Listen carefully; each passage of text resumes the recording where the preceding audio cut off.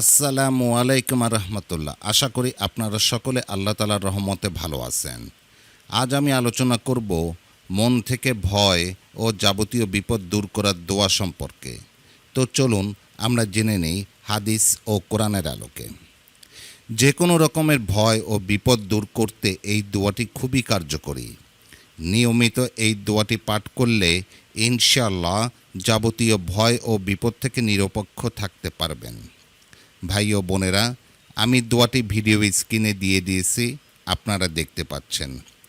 লা ইলাহা ইল্লাল্লাহুল আজিমুল হালিম, লা ইলাহা ইল্লাল্লাহু রাব্বুল আরশিল আজিম, লা ইলাহা ইল্লাল্লাহু রাব্বুস সামাওয়াতি ওয়া রাব্বুল আরদি ওয়া রাব্বুল আরশিল কারিম।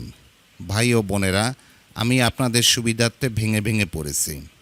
এই দোয়াটির অর্থ হলো, মহান ও মহাধৈর্যশীল আল্লাহ ছাড়া সত্য কোনো উপাস্য বা ইলা নেই। মহান আরশের রব আল্লাহ ছাড়া সত্য কোনো উপাস্য নেই। আসমানসমূহ ও জমিনের রব এবং মহান আরশের রব আল্লাহ ছাড়া কোনো সত্য উপাস্য নেই।